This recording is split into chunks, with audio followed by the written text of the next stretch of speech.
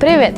С вами Сарвинос, и сегодняшний лайфхак посвящается подаркам ко Дню защитника Отечества, который точно для многих будет эффективным. Так давайте вспомним, что мы дарили нашим мужчинам в прошлом году, и вообще пользуются ли они этими подарками. Есть ряд подарков, которые, по мнению многих женщин, произведет впечатление на мужчин, но это не совсем так. Представляем вам топ-список того, что категорически нельзя дарить мужчине на 23 февраля. Третье место. Сувенирная продукция.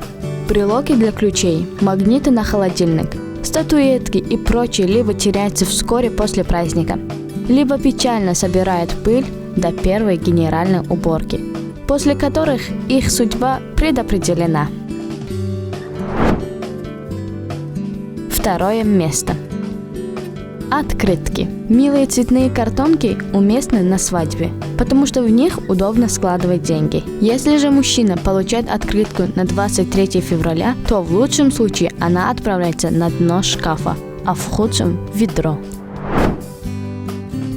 Первое место. Носки.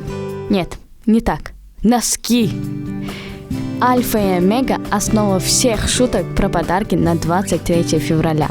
Соблазн купить по акции пачку портянок цвета хаки велик, но, девочки, боритесь с ним. Даже если мужчина давно не обновлял свои запасы в шкафу, пачка носков не особо его порадует.